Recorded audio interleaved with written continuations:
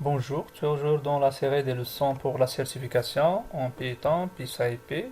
Donc, Python Certified Associate Programmer. Nous sommes dans le module numéro 5 et nous sommes dans la leçon numéro 33. On va traiter les méthodes concernant les chaînes de caractères.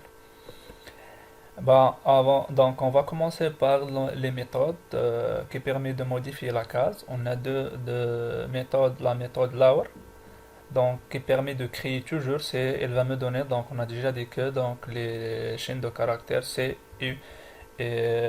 inchangeable, donc c'est-à-dire donc toujours il va me créer une copie donc de la chaîne de caractères, c'est-à-dire il va me créer une copie.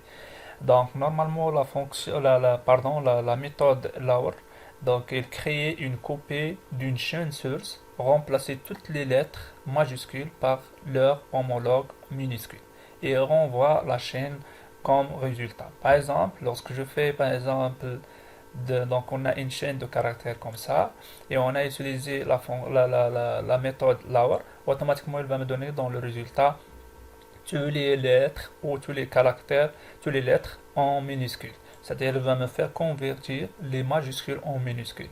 Bon, on a d'autres fonctions qui fait donc l'inverse de ça, c'est la méthode upper. Toujours, il va me créer une copie de la chaîne source. Et donc, lorsque je fais par exemple print, sigma, c'est la même chaîne de caractères. Toujours, il va m'afficher ici les lettres, c'est toutes les lettres en majuscules. Donc, lower et upper, il permet de faire donc de modifier la case, c'est-à-dire de changer. Donc, la lower c'est pour mettre tous les caractères en minuscules et upper il va m'afficher il va me rendre tous les caractères en majuscules. Bon, donc on va faire d'autres méthodes, on va discuter sur d'autres méthodes, c'est toujours concernant la modification de la case. On a capitalise, il permet de faire quoi? De convertir et de m'afficher donc seulement la première lettre de la chaîne en majuscule et les autres c'est en minuscule. C'est-à-dire, regardez ici l'exemple. Il permet donc, on a ici une chaîne de caractères. Lorsque j'utilise la méthode capitalise, elle va me rendre la première lettre, donc c'est en majuscule, lorsqu'elle est donc une lettre. Mais lorsqu'on a par exemple un espace, elle va me laisser l'espace. Toujours c'est là, donc elle va me convertir la première lettre, elle va me mettre la première lettre en majuscule. Les autres lettres c'est en minuscule. Title, la méthode title, elle permet de faire quoi? Donc d'afficher donc la première lettre de chaque mot. C'est-à-dire donc lorsque je dis chaque mot, c'est-à-dire lorsque je trouve un espace. Donc normalement il remplit une fonction remplit une fonction quelque peu similaire. Bon, donc il change la première lettre de chaque mot en majuscule, transformant tous les autres en minuscules. C'est-à-dire, par exemple, on a l'exemple ici. On a une chaîne qui contient deux mots, ta et by. Donc, il va me mettre la première lettre de chaque mot en majuscule. Regardez ici. Et les autres lettres, c'est en minuscule. Swap case, la méthode swap case, toujours il va me créer une nouvelle chaîne, toujours il va me créer, donc lorsque je dis les chaînes de caractères, toujours on a une nouvelle chaîne. Bon, qui permet de faire quoi? De permettant la case, c'est-à-dire lorsqu'il va trouver par exemple une lettre minuscule, il va me rendre en majuscule. Et l'inverse, lorsqu'il va me trouver une lettre majuscule, il va me rendre en minuscule. Regardez ici, par exemple, on a la lettre B, la première lettre c'est B. Donc majuscule, il va me rendre en minuscule. O c'est en minuscule, il va me rendre donc en majuscule. Et ainsi de suite. Donc on va faire donc un TP, donc quelques exemples. Donc sont des TP applicatifs pour les fonctions pour modifier la. Bon, on va commencer de déclarer une variable qui s'appelle txt qui contient une chaîne. Bon, on va commencer d'afficher la chaîne telle qu'elle est. Bon, ça c'est la première des choses. Regardez ici. Deuxième donc fois, c'est-à-dire on a besoin d'afficher toutes les lettres en majuscule, la chaîne en majuscule, print. Toujours avec la méthode, toujours on va choisir donc la chaîne de caractères et on va donc mettre en majuscule toujours avec la méthode upper. Donc il va m'afficher la chaîne en majuscule, toutes les lettres en majuscule, regardez. Bon, troisième donc chose, donc on va toujours afficher en minuscule. C'est toujours avec donc la méthode lower. Et regardez, ça c'est toutes les lettres en minuscule.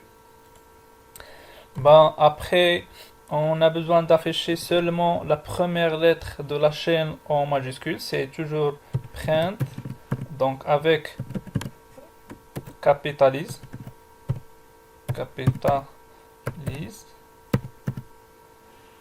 Donc, elle va m'afficher seulement la première lettre de la chaîne, c'est-à-dire elle va m'afficher seulement B en majuscule, les autres c'est en minuscule. Regardez ici, la première lettre c'est en majuscule, les autres lettres sont c'est en minuscule.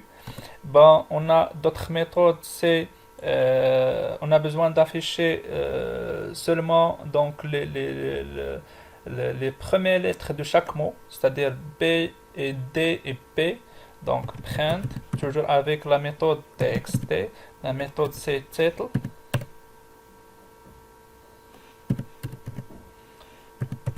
Et regardez. Donc la première lettre de chaque mot. Bon, dernière méthode, c'est on a besoin d'inverser, c'est-à-dire regardez, c'est B, elle est minuscule, elle va me mettre en majuscule. Ça, c'est en majuscule, elle va me mettre en minuscule. C'est toujours, donc c'est l'inverse, c'est la fonction swap.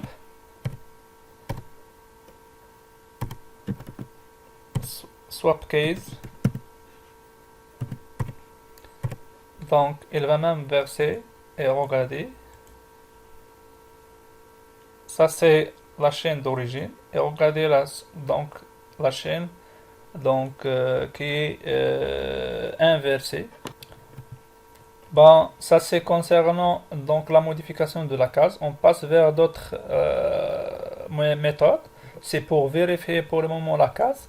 Donc on a la fonction isLoud et elle permet de me retourner soit true soit false. Lorsqu'elle est toutes les lettres dans la chaîne et en minuscule, elle va me donner true. Donc lorsqu'elle est sinon elle va me donner false. C'est-à-dire lorsqu'on n'a pas par exemple toutes les lettres en minuscule, il va me donner false. Par exemple, regardez l'exemple ici, on va tester sur la chaîne de caractères M2O. Donc ici, on a une seule lettre majuscule et les autres lettres minuscules, il va me donner false. Ici, toutes les lettres c'est en minuscule, il va me donner true. La même chose ici, is space. Donc, est-ce qu'on a donc un espace? Est-ce qu'on a l'espace? Donc, la chaîne est un espace. Donc, il définit uniquement les espaces blancs. Il ignore tous les autres caractères. Le résultat, toujours, il est alors est false. Lorsqu'on a, par exemple, d'autres choses que donc les espaces. Par exemple, regardez ici, l'exemple, il va me donner true. Pourquoi? Donc, retourner, donc l'échappement n, c'est pour retourner à l'anel. Donc, il est considéré comme espace. Donc, ça, c'est la même chose que espace. Donc, il va me donner true. Donc, ici, la méthode upper, donc, toujours, c'est l'inverse de isLower, donc c'est-à-dire elle va me vérifier est-ce que la chaîne de caractères est en majuscule.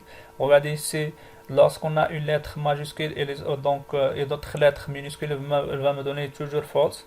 Lorsqu'on a toutes les lettres c'est en majuscule, elle va me donner true. Bah, ça c'est concernant donc la vérification de la case. Donc toujours concernant la vérification, pour le moment on va faire la vérification des types. Is all name, c'est-à-dire est-ce qu'il y a donc la chaîne de caractères qui contient seulement et contient des lettres et des chiffres. Donc il va me donner toujours true. Sinon, dans les autres cas, il va me donner false. Par exemple, prenez l'exemple qui se trouve ici. Donc lambda 30, c'est-à-dire on a ici des lettres et on a ici des chiffres. C'est-à-dire seulement les lettres et les chiffres, elle va me donner true.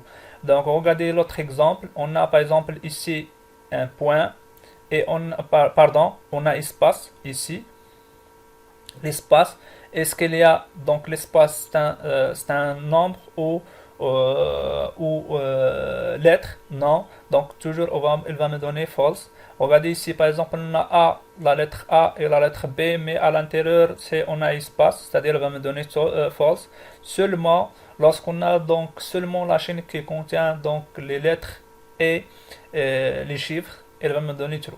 Donc la méthode is alpha, c'est-à-dire est-ce qu'elle est donc la chaîne de caractères sont des alphabets donc est plus spécialisée, c'est-à-dire elle va me donner de toujours true. Donc lorsqu'on a toutes les lettres, la chaîne donc elle contient des lettres seulement, donc elle va me donner true. C'est-à-dire sinon elle va me donner toujours false. Par exemple lorsqu'on a des espaces, des chiffres, etc. Donc lorsque je dis les alphabets, c'est-à-dire soit majuscule, soit en minuscule. Bon, is digit, donc c'est-à-dire digital, donc c'est-à-dire est-ce qu'elle est donc c'est un chiffre, la chaîne de caractères qui seulement il contient des chiffres, donc elle va me donner toujours true, sinon elle va me donner false. Par exemple, prenez l'exemple ici, on a tous les caractères qui se trouvent dans la chaîne, sont des chiffres, automatiquement elle va me donner true.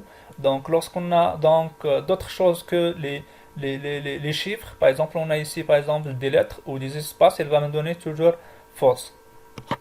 On va commencer de l'appliquer ou de faire un exercice applicatif pour ces méthodes là.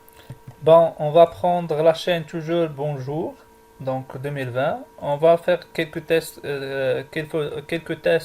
pour ça. Donc on a besoin d'imprimer est-ce qu'elle est donc la chaîne c'est alphanum, c'est-à-dire print. On va texter est-ce qu'elle est alphanumérique. Bon, alpha, pardon, is all num, c'est-à-dire est-ce qu'elle est des alphabets et numériques. Pour le moment, elle va me retourner quoi? Donc, elle va me retourner false. Pourquoi? On a ici un espace. Bon, on va essayer de l'exécuter. Regardez. Donc, elle va me donner false. Lorsque je supprime, par exemple, l'espace qui se trouve ici, elle va me donner true. Regardez. Bon, on va toujours prendre d'autres exemples ici. Donc, on va tester est-ce qu'elle est donc la chaîne elle contient seulement les lettres. Donc c'est toujours print avec la méthode txt.isAlpha. Donc elle va m'afficher pour le moment false. Pourquoi? On a par exemple des chiffres et des espaces, etc. On n'a pas seulement donc les lettres, false. Donc lorsque je supprime ça, et donc pour le moment elle va me donner true. Regardez ici, true. Bon, troisième, donc c'est-à-dire on va tester print text est-ce qu'elle est numérique, is digit, c'est-à-dire numérique. Pour le moment, regardez, on va ajouter ça. Donc elle va me donner false. Pourquoi? On a des espaces et même c'est des lettres. Bon, on va supprimer l'espace et les lettres. On va laisser seulement donc des chiffres. Elle va me donner pour le moment true. Regardez ici. Bon, on va faire d'autres tests. Est-ce qu'on a des espaces? Print. Est-ce qu'on a la chaîne C sont des espaces? Point is space. Bon, pour le moment, elle va me donner false. False. On va essayer de supprimer tout ça.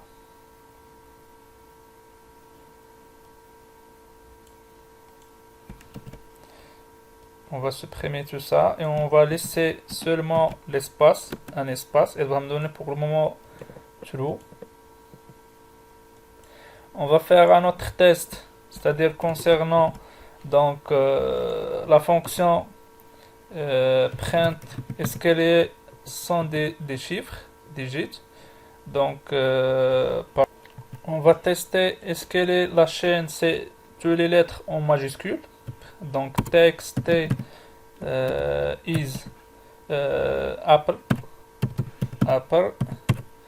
Bon, pour le moment, il va me donner false.